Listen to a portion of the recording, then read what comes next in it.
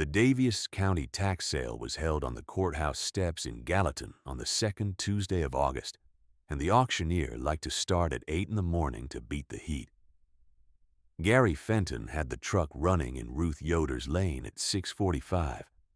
She came out of the house carrying a canvas satchel and wearing a black apron over her dark blue dress, the ribbons of her cap tied at the chin.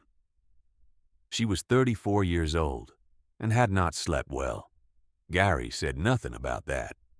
He had driven Ruth to Gallatin twice before, once to the Farmers Bank and Trust to settle a matter with Elias's estate, and once to the county assessor's office, and he understood by now that she did not want to talk early. He pulled out of the lane onto the county road and drove north. The distance from Jamesport to Gallatin is 18 miles, mostly on Missouri Route 6, and then Route 13, through country that is flat near the road and rolling away to the east where the creek drainages cut through the glacial till. Ruth watched the fields go by. The corn was chest-high and dark. Some of the bean ground was beginning to show stress at the edges, the leaves just starting to cup. It had been a dry July. She had the canvas satchel on her lap. Inside it were 4 documents. The first was a printout of the Web Soil Survey map for parcel A-Svin Daviess 410, Daviess County, which she had taken from the county GIS terminal at the assessor's office on her second visit, 2 weeks prior. The second was a hand-drawn copy of the same parcel's boundary, overlaid with the drainage mapping she had read off the survey, with the Lagonda silt loam ground marked in pencil, and the Putnam silt loam along the upper edge marked in ink. The third was a single folded sheet of notebook paper on which she had written the projected costs and the relevant legal notes about the Missouri tax certificate process. The fourth was the 1947 ASCS farm map. The farm map was old enough that the paper had softened at the folds. It had been in a manila folder in the bottom of Elias's document box, the kind of thing he had collected without explaining why, tucked between a surveyor's report for a parcel they had never bought and a soil conservation pamphlet from the University of Missouri. She had found it the winter after he died, going through the box on the kitchen table with the lamp turned up. The map showed the Schrock parcel as it had been surveyed in 1947, with the herringbone tile drainage system drawn in red ink, the laterals at 40-foot spacing, draining into a 6-inch main that ran southwest toward the tributary of Shoal Creek. At the bottom of the map, someone had stamped USDA ASCs, Daviess County, M.O., installed 1938, Soil Conservation Program. Ruth had looked at that map for a long time before she folded it back along its original creases and put it in the satchel. Gary parked on the street a half block from the courthouse. The sale was already drawing a small crowd to the steps, 20 or 25 people, most of them men in jeans and feed caps, a few in the plain dress of the Amish and Mennonite community. Ruth saw Amos Graber near the top of the steps talking to his son-in-law. Amos was 58, broad through the shoulders with a gray beard that came to a point below his collarbone. He had farmed the 80 acres adjacent to the Schrock tract for 20 years and was considered, without anyone having formally decided it, the authority on what that piece of ground could and could not do. He saw Ruth coming up the steps and nodded, and then he looked more carefully at the satchel. "Ruth," he said, "you here for something?" "I am," she said. He walked down 2 steps to stand near to her, and his son-in-law drifted away. "The Schrock parcel's on the list," he said. "I know." Amos looked at her for a moment. He was not unkind. He had cut her firewood the first winter after Elias died, without being asked, and had left it stacked by the barn. But he was certain about some things, and the Schrock tract was one of them. "That ground won't tile out," he said. "The hardpan's too tight through the low end. I've walked it.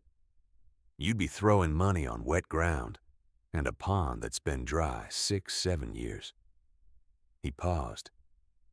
You need a pump and new pipe at the least, and even then the low acres flood every spring and go brick hard in August. I don't know what it looks like to you, but to me, it looks like a maintenance bill. I appreciate that, Ruth said. I do. The Combs have a look at it every year and pass. I know they do. Amos studied her. He was trying to read what she knew, and he couldn't quite do it, and that made him cautious. He said, Well, you know your mind, and he went back up the steps. The auctioneer was a county employee named Vickers, who had been doing this for 11 years, and had the practiced economy of a man who knows most of what he is selling will move quickly or not at all. He worked through the list. A town lot in Gallatin with a derelict foundation went for 4 times its delinquent taxes to a man from St. Joseph who clearly had a use for it. A 40-acre timber parcel in the southern end of the county drew 2 competing bids and settled at a price that made the crowd murmur. 2 residential lots went fast. Then Vickers called parcel 07-S4100. He read the legal description, which took some time. He noted the delinquent tax amount of $2,190 over 4 years, and the statutory penalty of 10%, and the minimum bid of $2,409. He looked up.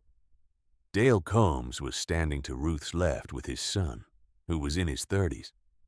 Combs was looking at the parcel description in the printed list and shaking his head slightly, a gesture that cost him nothing, and he did not raise his hand. Nobody raised a hand. Vickers said, Do I have 2,409? He waited 4 seconds, which is a long time on a courthouse steps in August. Ruth raised her hand. Vickers said, Sold, $2,409, and wrote her name on the certificate. The crowd did not laugh, exactly. There were no loud comments. But there was a particular quality to the brief silence that followed, a silence with texture to it, that contained everything Amos had said and more. She heard Combs say something to his son in a low voice, and his son made a short sound that was close to a laugh, and then they moved on to the next parcel. Ruth paid at the clerk's window inside, in cash, and received the tax certificate. She put it in the satchel between the 2 soil maps. Gary was waiting on the sidewalk with a cup of coffee from the gas station on Route 13. She came down the courthouse steps and he handed it to her without comment, and they walked back to the truck. That night at the kitchen table, she wrote in the narrow composition notebook she kept for the parcel. The entry read, August 11th, certificate paid, 2409, parcel 07-0441, Jura, 19 acres. Redemption period runs 1 year. No competing bid. Tile map is mine now. Will go out again before September. She closed the notebook and set it on the shelf above the table where she kept the seed records and the greenhouse ledger. The lamp made a warm circle on the oilcloth. Outside, the night insects were loud in the garden. 2 weeks later, Gary drove her to the extension office in Gallatin. She brought the 3 soil samples she had taken from the parcel on her second property walk, each in a labeled paper bag, 1 from the low ground near the tributary, 1 from the mid-slope transition zone, and 1 from the upper edge near the seep zone. She had taken them herself with the extension soil probe, a tool she had borrowed on a standing arrangement with the county office that had been in place since her first year of the greenhouse, when she needed to understand her own ground. She had used it often enough that the staff knew her by name. Marcy Dillard was the agronomist at the Daviess County Extension Office. She was 47, lean and deliberate, with reading glasses that she wore on a lanyard and put on and took off as she moved between papers and people. She had worked that office for 16 years and had seen enough soil samples to have developed opinions, which she expressed carefully and without flourish. Ruth put the 3 samples on the table and put the web soil survey map next to them. She put the 1947 ASCS map next to that. Dillard looked at the ASCS map first because it was old, and she had not seen one from that program in several years. She studied the tile layout. "Herringbone," she said. 4-inch laterals at 40 feet. That's standard for what they were doing under the soil conservation program in this county in the 30s. She looked at the dated stamp at the bottom. If the grade held and the outlet wasn't crushed, clay tile at that spacing will still be functional. Clay tile doesn't rot. "That's what I thought," Ruth said. "Have you walked the outlet?" "I found the head wall. It's blocked, cracked and heaved from root intrusion, and about 14 inches of silt over it. The pipe looks intact above the siltation." Dillard set the map down and looked at the soil survey printout. She identified the Lagonda silt loam on the low end and the Putnam silt loam on the upper portion, without needing to look anything up. "Lagonda will have a fragipan, probably showing up around 20 to 36 inches, she said. "Does your probe confirm that?" "At 38 inches on the low transect," Ruth said, at the first probe point. Dillard nodded. "Fragipan on Lagonda is firm but not impermeable to drainage. We tile it throughout this county. The key is getting the tile set above the pan or at the upper boundary, which it sounds like the 1938 system did." She looked at the Putnam mapping on the upper edge. Putnam's argillic horizon is more restrictive, but not a barrier to tile at 36 to 42-inch depth. There's documented tile drainage response on Putnam series ground, going back to the 50s in Livingston and Daviess counties. She picked up the first soil sample bag and held it, then set it back. "I'll send these to the MU lab. You'll have results in 10 days to 2 weeks. What do you want to know specifically?" "pH, organic matter, and drainage class confirmation," Ruth said. "I want to know what I'm looking at for lime needs if I get water off it." Dillard wrote the submission form and had Ruth sign it. The fee was $18 per sample, $54 total, payable to the University of Missouri Extension System. Ruth paid in cash from the envelope in the satchel. Before she left, Dillard found a copy of University of Missouri Extension publication, G1FU1, Tile Drainage for Missouri Soils, on the shelf behind her desk and handed it across. "Read the section on fragipan soils," she said. "Page 14. Ruth read it in the truck on the way home, with Gary driving and the radio off. The soil test results came back by mail 11 days later. The Lagonda low ground sample showed a pH of 5.6, organic matter at 2.1%, consistent with years of waterlogged sour soil chemistry. The Putnam sample showed similar acidity. The lab's drainage class notation for both samples matched the web soil survey classification. Somewhat poorly drained, correctable with subsurface drainage. The upper sample from the seep zone showed a pH of 6.1 and the highest organic matter of the 3 at 2.8%.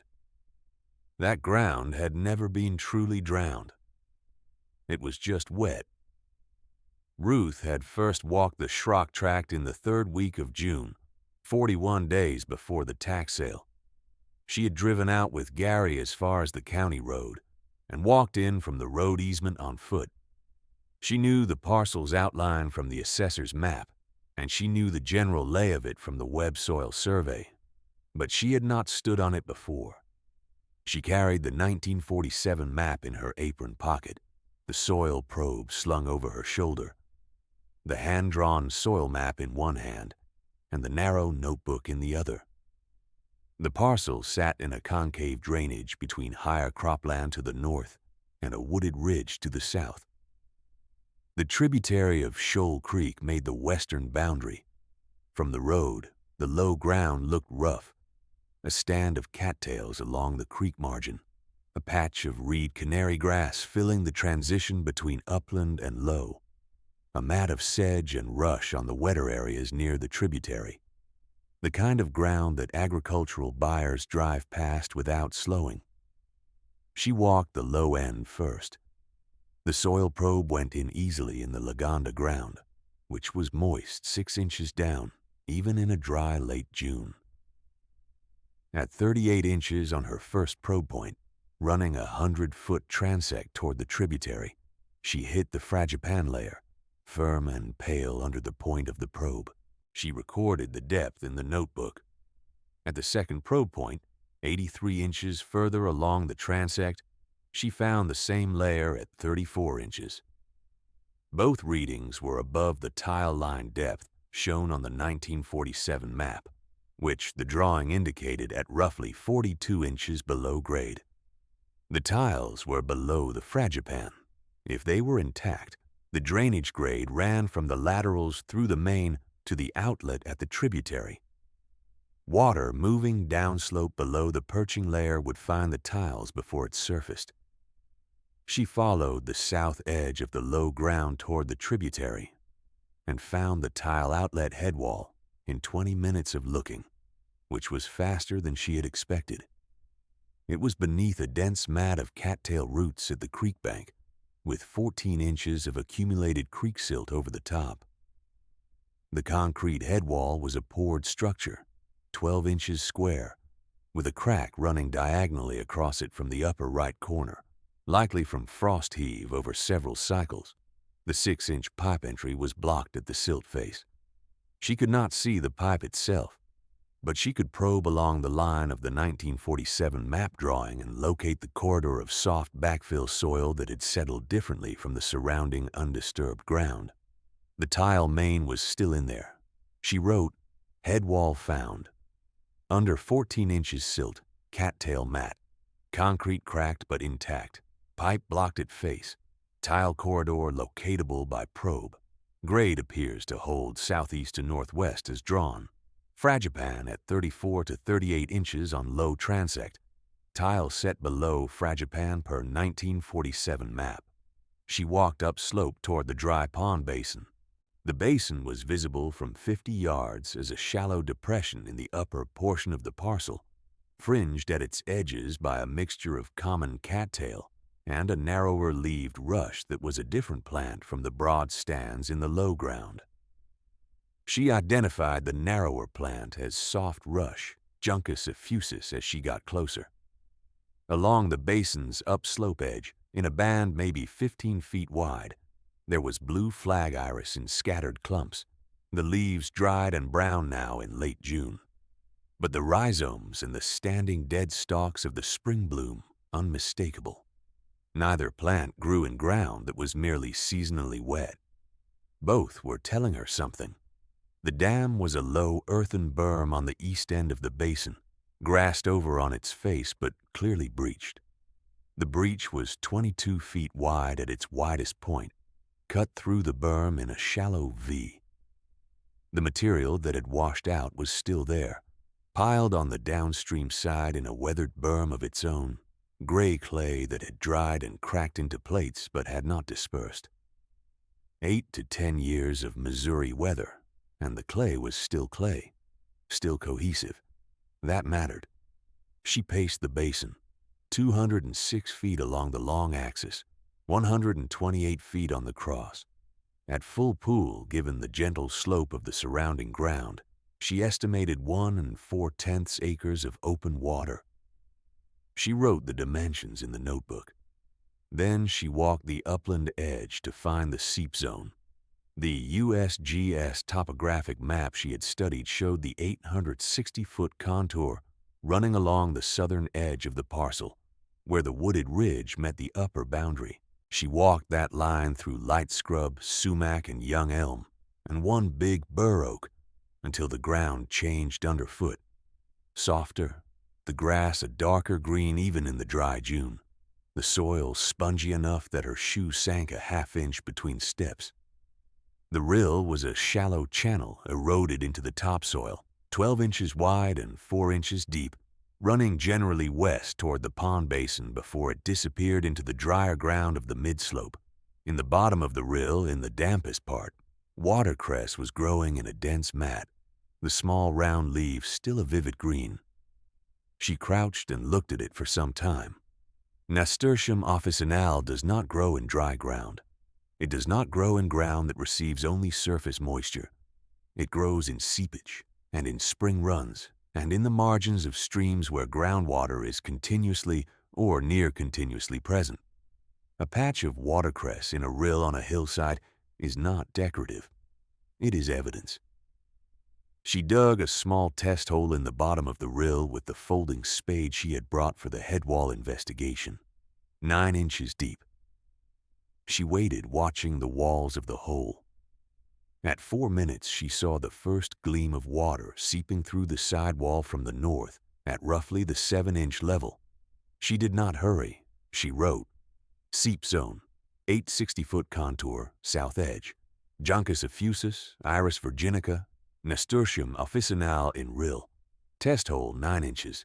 Seep visible in wall at 4 minutes. Water is here." 20 feet downslope from the rill, she found what she had been half expecting, the 2014 ditch cut. She had seen it first on the county GIS aerial, a faint line that appeared in the 2014 imagery and was not present in 2012. Someone, probably the last heir of the Schrock estate trying to dry out the upper ground before they gave up on the parcel entirely, had cut a drainage channel from the base of the seep zone toward the property line running east. The channel was hand-dug or cut with a small machine, 18 inches wide and 14 inches deep. It was grown over now with grass, but the channel profile was still clear. It intercepted the seep flow before it could run downslope and fill the pond basin, routing it instead east off the property and into the roadside ditch along the county road. That ditch cut was the reason the pond was dry. It was not a complicated problem. Block the cut, restore the berm, and the seep had nowhere to go but downhill into the basin. There was no failed spring. There was only a channel 11 feet long that somebody had dug in 2014 and then left when they drove to Kansas City and never came back. Ruth stood at the ditch cut for a while, looking at it. Then she walked back down to the road and waited for Gary's truck. The September work began the second week of the month, after the soil test results were back and the numbers had confirmed what she expected. She did not yet hold a deed. The tax certificate gave her a purchase right, not ownership, and Missouri's redemption statute meant the Schrock estate had until August of the following year to reclaim the parcel by paying what she had paid, plus interest. She had looked into this carefully, first in the statutes she had found at the Gallatin Public Library, and then in a conversation with a paralegal at the Gallatin Law Office who answered her questions for 45 minutes for no fee, because the questions were clear and the answers were not complicated. The paralegal told her that a certificate holder who began improvements before deed issuance did so at their own risk. If the estate redeemed, the improvements went with the land. Ruth had calculated that risk. The estate had not paid taxes in 4 years. They had dug a ditch and left. Nobody was going to Kansas City to redeem 19 acres of wet ground in Daviess County for $2,400. She was going to be careful, and she was going to keep her early costs low, and she was going to start with work that was cheap enough to lose and important enough to justify the risk. She needed hay bales. The sale barn in Jamesport moved round bales in the yard sale at the end of every week, and at that time of year there was always a row of weathered bales along the fence that nobody wanted for feed. They were last year's bales or 2-year bales. The outer layer rained on and frosted and turned the color of old rope. They fed nothing, but they were dense and fibrous and they compressed under weight, and they were $8 to $12 each, and she needed 18. She bought 20 to have 2 spare, at an average of $10.50. Total, $210. Gary hauled them in his flatbed in 2 loads. Eli Schlebach was 22, the second son of a large family in the north part of the settlement. And he had the kind of uncomplaining steadiness that made him useful for work that was slow and physical. He had helped Ruth with greenhouse framing in the spring for day wages, and she trusted him.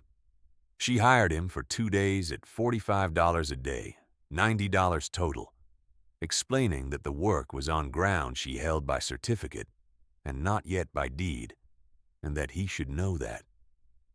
He said he understood and brought his own gloves. The first day was the ditch cut. They drove the hay wagon out to the property line with Ruth's 2-horse team, Eli driving and Ruth walking the route to show him where to stop. They carried the clay from the spoil pile at the pond berm, loading it into the wagon bed by hand with shovels, and drove it to the ditch cut site. They filled the cut in 3 passes, packing the clay into the channel with hand tampers and their feet, and mounded it 6 inches above grade to account for settling. Ruth measured the channel dimensions before they started and after they finished.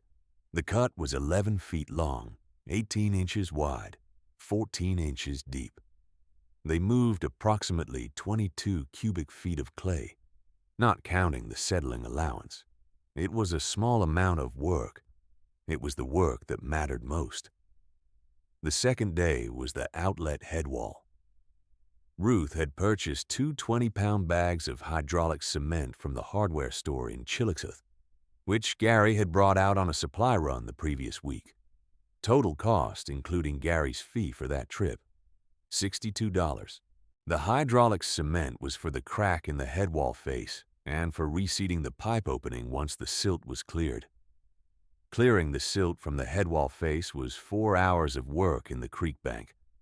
The ground was soft and the cattail roots were dense. They worked from the downstream side, digging toward the head wall face, pulling roots by hand where they had to, moving the silt into the wagon bed for disposal on the upland edge of the parcel. When the head wall face was clear, they found the pipe opening blocked with compacted silt and fibrous root material to a depth of perhaps 16 inches. Eli made a probe rod from a piece of 1/2-inch rebar, and they pushed the blockage back, breaking it up, until the rod passed through to open pipe beyond. The rod went in 4 feet before it stopped, hitting what Ruth suspected was another silt accumulation further in. But the pipe was there, and it was intact beyond the face blockage.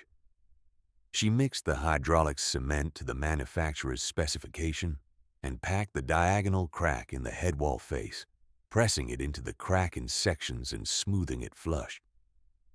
The cement grabbed in 40 seconds. She capped the pipe opening with a wooden plug while the head wall cured. To keep debris out, she paid Eli his $90 in cash, and he drove the team back toward the road without drama. Ruth stood at the head wall alone for a few minutes in the September afternoon. The tributary ran shallow and clear below her, maybe 4 inches of flow over a gravel bottom. Somewhere, 83 years ago, a crew of men she would never know had laid 4-inch clay tile through 12 acres of wet Missouri ground at 40-foot spacing, at 42 inches of depth, by hand, with horses, under a federal program that paid them to do it. The tile was still there. The grade still held. She had done nothing but unblock the door, now for the bales. She and Eli had placed the 20-round bales in the course of the first afternoon, before the ditch work consumed the second day, using the hay wagon and a combination of rolling and levering. The bales went into the breach in the pond dam berm, placed in a single course across the 22-foot gap, each bale nested against the next and pressed as far into the gap as the ground would allow. The upslope faces of the bales were packed with clay from the spoil pile, shoveled in behind them and tamped to fill the voids. The downstream side of the bale course was left exposed for now. The bales were not a permanent structure. They were a check, something to hold the basin long enough for soil saturation and natural settling to do the rest of the work, while she arranged for proper earthwork the following season. The bales were damp on their outer layers already, the old hay taking on moisture from the clay contact. Ruth pulled a handful of the outer hay from the face of one bale. It came apart in dark, compressed fibers, more soil than hay, smelling of fermentation and damp earth. Good. That was what she needed. The hay would compress further under the weight of water against it, and it would eventually incorporate into the clay berm as it broke down, and the clay she had packed behind it would follow it forward and consolidate. In 2 seasons, if the basin filled as she expected, the bale material would be structural filler inside a clay mass. Amos Graber appeared at the fence line on a Friday afternoon in the 3rd week of September, while Ruth was walking the lower portion of the property to check the tile outlet after a rain that had put just over an inch on the county the previous night. She had not invited him. He had seen the hay wagon from his field and come to the fence on his own. He stood at the woven wire with his hat in his hand, looking at the 20 round bales visible at the pond berm 250 yards away. From that distance, they were just a row of cylinders against the clay bank, rough and brown in the autumn light. "Hay bales," he said, not quite a question. "As a temporary check while I arrange proper earthwork," Ruth said. He looked for a while. "They won't hold water," he said. "Not without a liner. Bales leak." "I know they do," Ruth said. "They don't have to be watertight. They have to slow the water long enough for the seep flow to saturate the clay behind them. The basin fills from below and from the seep. It doesn't fill through the bales." Amos was quiet. He was working through this, and he was not a slow man. But he had not thought about the parcel in terms of a seep. He had thought about the parcel in terms of the spring that had failed. He turned his hat in his hands. "The spring's gone," he said. "Has been since the drought of 2012. Ruth set the satchel down and took out the 1947 ASCS map. She had learned, without deciding to carry it. She unfolded it and held it up so Amos could see it across the fence without her having to pass it through. He stepped closer and looked at it. She watched his eyes move across the drawing, finding the tile lines, the main, the outlet. He had farmed this ground's neighbor for 20 years, and he had never seen this map. 1947, he said. "It shows the system installed in 1938, Ruth said. "The outlet's there. I cleared the face of it yesterday. The tile lines should be intact below the fragipan.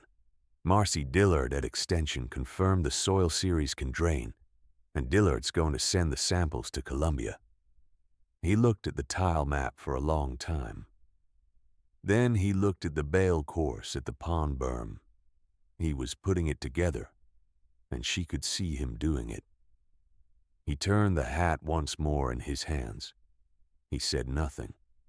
He folded his hands over the top wire of the fence and looked at the pond basin and at the bales and at the seep zone edge with its fringe of dark rush that was still green, while the surrounding grass had gone brown. After a minute, he put his hat back on and walked back toward his own field without saying anything more. The autumn rains came in October, as they generally did in northern Missouri, not in long, soaking events, but in a series of overnight rains between dry days, each putting a half-inch to an inch on the ground in a 12-hour window. Ruth drove out to the parcel with Gary on the 2nd Saturday of October, a week after the 3rd rain of the season, and walked from the road to the pond basin. The basin was not dry. There was a strip of water along the upslope edge, 20 feet wide and running the full length of the basin parallel to the seep zone. It was shallow, perhaps 3 inches at its deepest, and clear. She could see the bottom, dark silt and the fibrous remnants of old reed stems. The bale course at the berm was darkened with moisture. Behind the bales on the upslope face, the clay she had tamped in September had settled and compacted. The voids were smaller. The structure was holding. She walked the lower portion and checked the tile outlet. The ground around the head wall was damp but not pooled.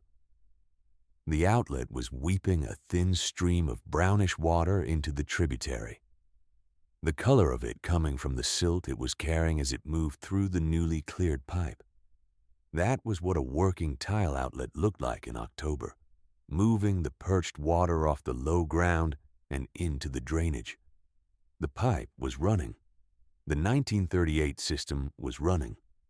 She wrote in the notebook that night, October 14th, basin holding water, upslope strip 20 feet wide, full length, approximately 3 inches depth, clear, bale course holding, outlet running, brownish, clearing, low ground drained within 48 hours of last rain, no surface ponding visible on low transect. Year 1 costs to date, $2,400 certificate, $56 Gary trips, $54 soil tests, $210 bales, $90 Eli wages, $62 cement and supply run. Total, $2,181, no deed yet. Redemption period runs to August next year. She closed the notebook and sat for a while at the table before she went to bed. By April, the basin had water across the full floor. She went out on a Tuesday after the planting rush had settled enough to give her a day, and she walked across the upper portion of the parcel in mud that pulled at her boots and left a clean print at each step. The basin held open water from the berm to the seep zone inflow, the surface still and gray under an overcast sky, reflecting the elm branches at the edge. She paced the width. The water surface measured approximately 160 feet along the long axis and 90 feet across. She estimated 0.9 of an acre of open water, roughly 65% of the projected full pool. The bale course was completely submerged on its upstream face, only the tops of the bales showing above the waterline, the hay dark and matted and beginning to press down under the weight of the water column behind it. The pond was filling, not with a pump, not with a new pipe, with the water that had always been in that hillside, that had been running off the east edge of the property since 2014 through a ditch cut that 11 feet of tamped clay had closed in a September afternoon for the cost of Eli Schlabach's wages and 2 bags of hydraulic cement. She was standing at the water's edge when she heard Amos Graber's voice behind her. She had not seen him coming. He had walked from his field across the open ground at the parcel edge without her noticing, and he stood 20 feet away with his hands in his coat pockets, looking at the water. He was quiet for a full minute. The water was quiet, too. Just the small sound of the seep inflow at the upslope edge, a faint gurgle where it entered over the lip of the old rill. Amos said, "The spring come back." Ruth said, "It never left." She did not say it to correct him. She said it because it was true, and because the difference mattered. The water had not returned. It had been rerouted, and then rerouted again, back to where it had been going before someone cut a channel and drove away. The spring, the seep, the perched water above the clay lens at the 860-foot contour had been there all along, patient and invisible, doing what water does in the dark below the surface, moving downhill by the only paths it could find. Amos nodded once, a slow and genuine acknowledgement, and looked at the water for another long moment. Then he turned and walked back to his own ground without another word, and Ruth stood at the edge of the pond and let the quiet settle around her. The deed issued on the 14th of August, 1 year and 3 days after the tax certificate. No redemption had been filed. The Daviess County Recorder's Office processed the paperwork in the ordinary course, and Gary drove Ruth to Gallatin to pick up the recorded instrument on a Thursday morning. The recording fee was $46. She paid it at the window and put the deed in the satchel between the soil maps and the 1947 tile map, where it fit as though the space had been made for it. On the drive back, she read the legal description twice to confirm the acreage. 19 acres as surveyed. She folded the deed along its crease and did not read it again. She had work to do. She had been waiting on the deed before bringing in Abe Troyer. Troyer was 44, from the eastern edge of the Jamesport settlement, and he had been tiling ground in Daviess and Livingston counties for 19 years. His father had tiled before him, with the same horse-drawn tile plow and the same understanding of drainage grade that could not be learned from a publication, only from walking wet ground until you knew what it was telling you. Ruth had found him through her bishop, who had mentioned him in passing the previous autumn when she had described what she was planning. Troyer had sent word back that he would look at the parcel when she had the deed. She sent word that she had it. He came on a Monday with 2 hired men, both Amish from his crew, and he walked the low ground before he said anything substantive. He carried his own probe rod, longer than the extension's loaner, marked in 6-inch increments with a paint pen. He probed at 7 points along the main tile corridor, shown on the 1947 map. At each point, he recorded the depth of the fragipan and the depth of the soft backfill corridor that marked the tile trench. After 40 minutes, he came back to where Ruth was standing at the head wall. 4-inch clay tile at 40-foot spacing, he said, not as a question. Same as the map. That's what the drawing shows, Ruth said. I can locate the laterals on the south half of the system by probe. The corridor's still distinct. He looked northwest toward the tributary. Grade runs southwest like the map shows. If you cleared the outlet and the main is open behind it, water moving below the fragipan is going to find the pipe. Has been finding it from what you said. Outlet ran all winter, Ruth said. Clear by March. He nodded. I'll open 2 test trenches on the lateral system before I commit to a scope of work. If the tile is intact on the runs I can locate, you may only need spot repairs on damaged sections. There's no point in relaying what's working. The test trenches went in on Wednesday. Troyer's crew worked with hand spades and a narrow trenching bar on the first lateral, opening a trench 2 feet wide and 48 inches deep on a 40-foot run beginning at the main corridor. At 31 inches, they found the first tile, a 4-inch clay tile section, intact, seated in a gravel bed that had compacted around it over 83 years into something close to concrete. The tile sections were sound.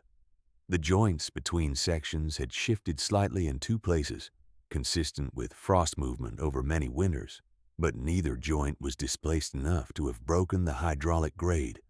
Water could move through it. The second test trench, on a lateral 60 feet north, found a different situation at the 18-foot mark. A section of tile crushed, probably from equipment crossing the field in a wet period sometime in the last 20 years, and 2 adjacent sections displaced enough to have allowed silt infiltration. The lateral had been partially functional at best through that zone. Troyer assessed the full system over 2 days of probe work and 2 additional test trenches. His finding, approximately 860 linear feet of the original tile system, were intact and functional, out of an estimated 1,100 total linear feet. 2 damaged sections required relay, totaling 180 linear feet. He would replace those sections with 4-inch perforated plastic tile, the modern equivalent, at a depth matched to the original grade. He quoted the relay work at $420 in labor for a 3-day crew, plus materials, 180 linear feet of 4-inch perforated plastic tile at $1.10 per foot, $198. Total for tile work, $618. Ruth accepted the quote the same afternoon. While Troyer's crew worked the tile relay in the second week of August, Ruth brought in Jonas Hirschberger for the dam. Hirschberger was 41, an Amish earthwork contractor from the south part of the Jamesport settlement who had built and repaired farm ponds throughout Daviess and Lynn counties for 15 years. He ran a horse-drawn Fresno scraper, a wheeled clay-moving tool pulled by a 4-horse hitch that could move substantial amounts of material in a day in the hands of someone who knew how to use it. He walked the dam remnant and the breach and the spoil pile on the downstream side, before he gave Ruth a price, measuring the breach width and the height of the original berm and probing the spoil pile clay for cohesion. He said the spoil pile clay was workable, weathered on the surface but plastic and cohesive at 6 inches of depth. He would use it, combined with materials scraped from the upper basin floor where the floor had silted in over the years of the dry period, to rebuild the berm to its original profile plus a foot of freeboard above the estimated full pool waterline. The bale course would be incorporated into the new berm face on the upstream side. The broken down hay material by then, too integrated with the clay to separate cleanly. That was fine. It would be buried under 2 feet of compacted clay. His price for 4 days of work with the 4-horse hitch and 2 hired men was $640. Ruth paid Hirschberger and Troyer in sequence over the 2 weeks of combined work. She kept a running total in the notebook. By the end of August, with the deed, the tile relay, and the dam rebuild all completed, her running costs stood at $2,409 for the certificate, $56 in travel costs for the pre-sale property walks, $54 in soil tests, $6 in notebook and probe supplies, $210 for the bales, $90 for Eli Schlabach, $62 for cement and the supply run, $56 for the 2 extension office trips, $46 for deed recording, $618 for tile work, and $640 for the dam rebuild. Total, $4,247. She wrote the figure in the notebook under a date in late August and underlined it once. The pond reached full pool in June of the 2nd year after the sale, which was also the first summer after the deed. Ruth went out on a Saturday morning with Gary, and they walked from the road to the pond berm and stood on the repaired crest. The water surface was still and dark green, reflecting the sky and the elm canopy at the south edge. From the berm crest, she could see the full basin, 160 feet by 132 feet of open water, the upslope edge meeting the rush fringe of the seep zone inflow. She paced the waterline, 1 4/10 acres, as she had estimated from the original contour pacing in June of year 0, 2 summers ago.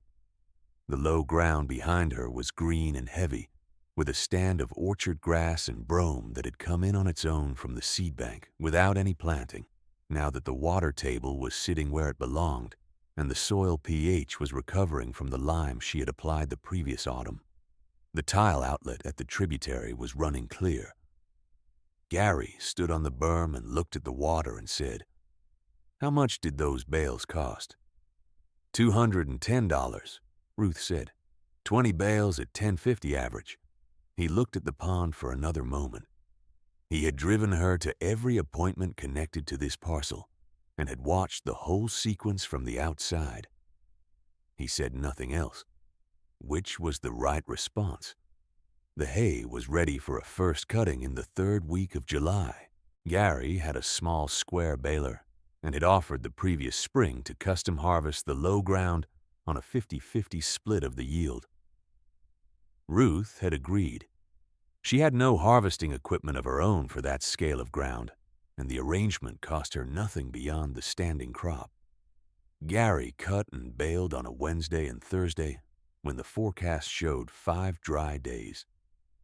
The low ground produced 41 small square bales on the first cutting, which Gary split evenly, 20 bales to Ruth, stacked in her barn, and 21 to Gary. Ruth sold her 20 bales at $17 a bale to an English horsekeeper in Chillicothe, who bought from her greenhouse customers regularly and was glad to have the hay. Total revenue from the first cutting, $340. She wrote it in the notebook. It was the first dollar the parcel had returned.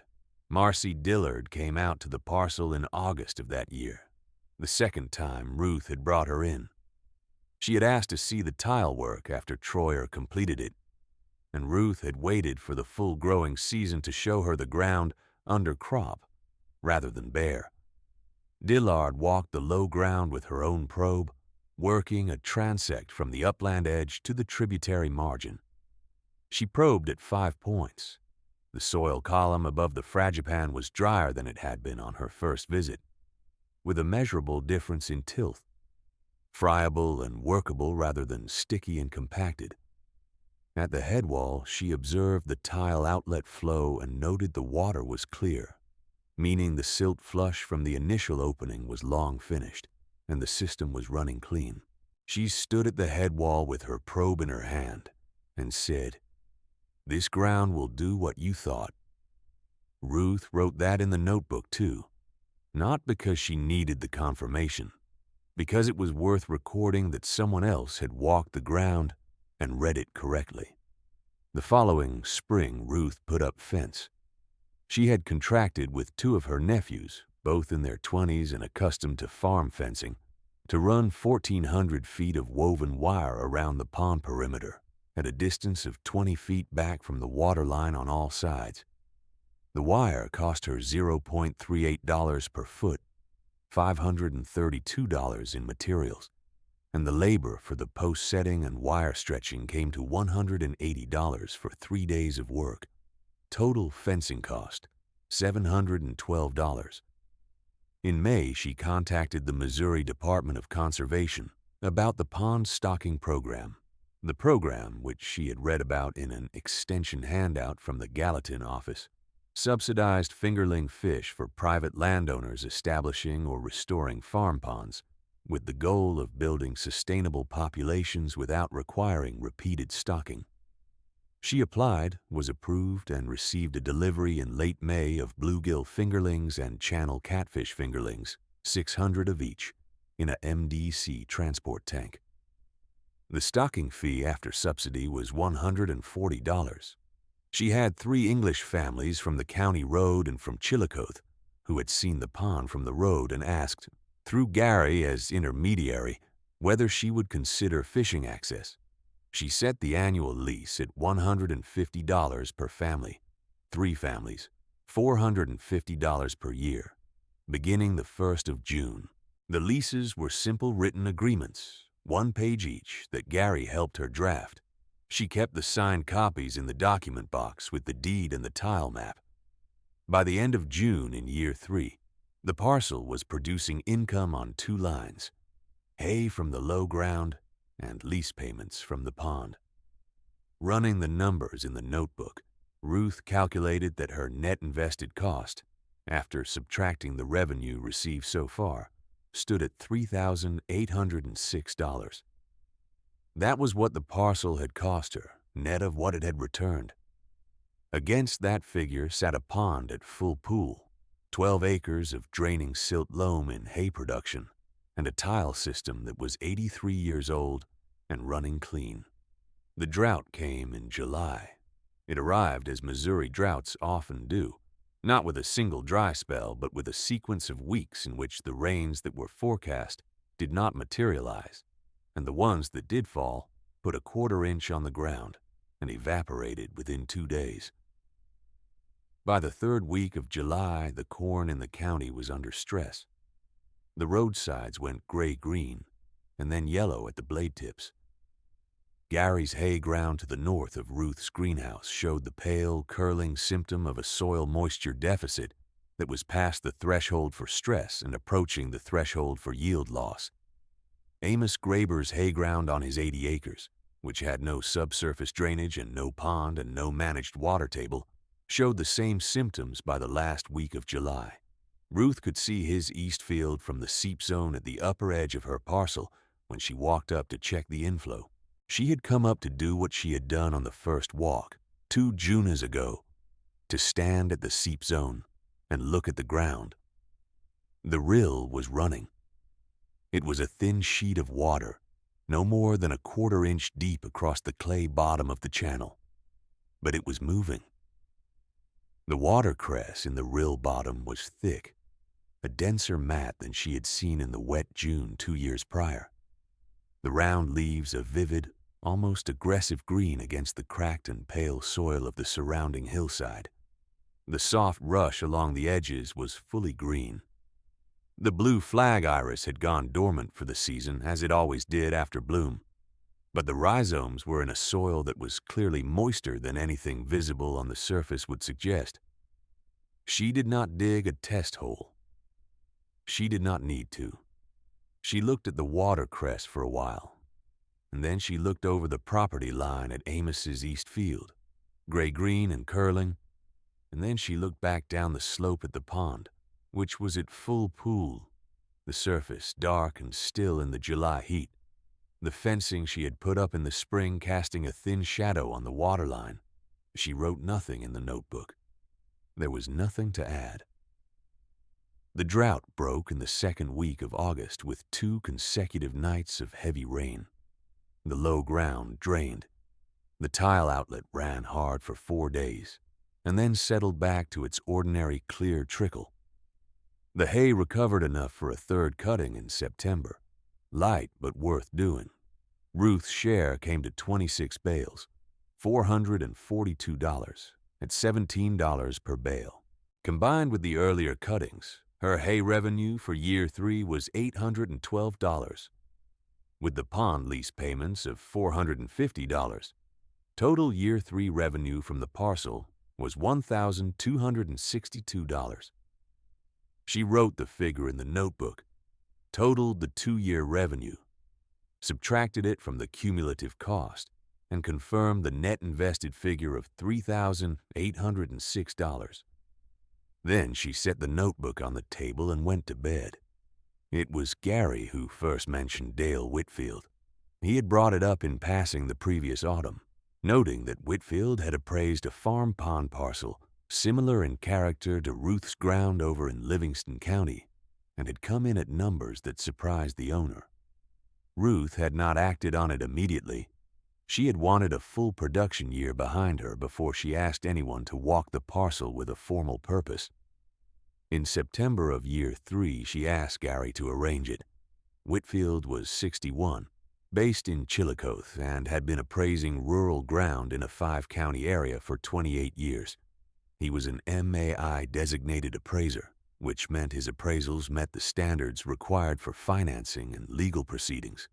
And he had the calm, systematic manner of someone who had spent 3 decades converting land into numbers and was comfortable with the precision that required. Gary drove Ruth to Chillicothe on a Tuesday to meet Whitfield at his office, where she showed him the parcel documentation, the deed, the soil survey maps, the soil test results, the 1947 tile map, Troyer's written scope of work and invoice for the tile relay, Hirschberger's invoice for the dam, and the 2 years of revenue records from hay and pond leases. Whitfield looked at each document without comment in order and made notes on a yellow legal pad. He asked, "When was the pond last at full pool before you restored it?" Ruth said, "The dam breached in 2015. It was dry from approximately 2016 forward, based on the aerial record." He asked, "Is the tile outlet running year-round or seasonal?" "Clear and running from March through November," Ruth said. "I haven't checked it in deep winter. The ground doesn't freeze deep enough to shut it down in most years." He asked about the hay yield per cutting, the species composition of the stand, and whether she had applied any seed. She told him the stand had come in from the soil seed bank after drainage and lime, without overseeding, and described the orchard grass and brome composition. He wrote all of it down. He said he would walk the parcel the following week and would have a written report within 3 weeks of the walk. He came on a Thursday with his own clipboard and a soil probe and a measuring wheel. He walked the perimeter of the low ground, probed at 4 points, noted the tile outlet flow, walked the pond berm, paced the water line, looked at the fence, asked about the fishing lease income, and walked up to the seep zone on the upper edge. At the seep zone, he crouched and looked at the watercress in the rill for a moment and made a note. He said, "This seep is what feeds the pond." "Yes," Ruth said. "And it was active before the dam breach." "The 2014 ditch cut intercepted the flow," Ruth said. I blocked the cut in September of the first year, before I had deed." He wrote that down too. He walked back down to the low ground and spent some time at the head wall, looking at the outlet flow, and then he walked to the road, and Gary drove them both back to Chillicothe. The report arrived by mail 3 weeks later, on a Thursday. Ruth read it at the kitchen table in the evening. Whitfield had applied 3 approaches. The sales comparison approach, comparing the parcel to recent sales of similar rural pond and hay parcels in Daviess, Livingston, and Lynn counties. The income approach, capitalizing the demonstrated annual income from hay and pond leases, and a cost approach, which in this case was informative but not controlling because the improvements had been made at costs well below market replacement value. The sales comparison approach anchored the estimate.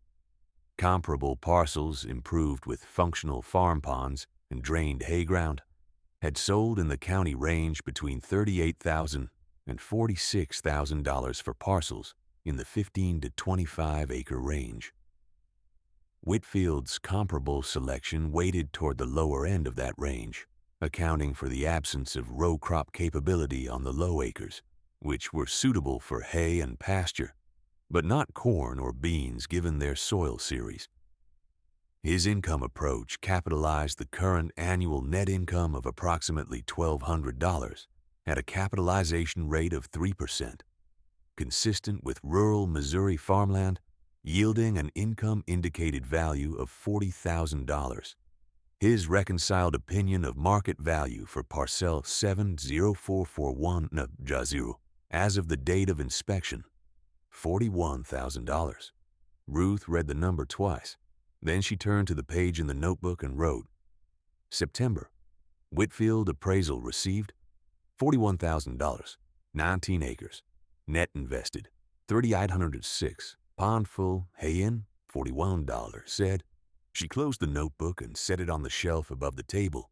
On the drive back from Chillicothe after the appraisal walk, Whitfield had said something to Gary that Gary repeated to Ruth that evening when he stopped to drop off a bag of limes she had ordered from the Chillicothe co-op. Gary said, "He told me you got that ground for nothing."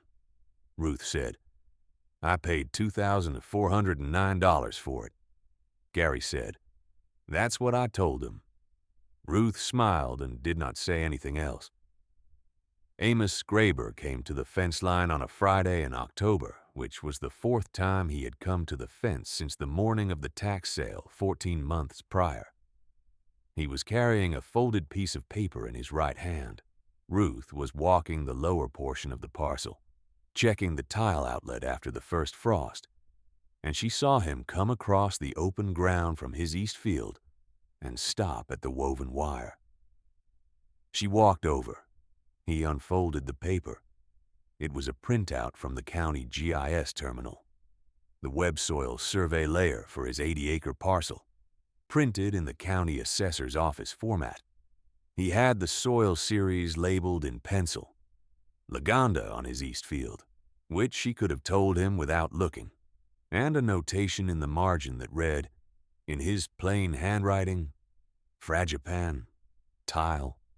He said, "I went to the assessor's office and asked them to print the soil map for my ground. The woman there showed me the series names." Ruth looked at the printout.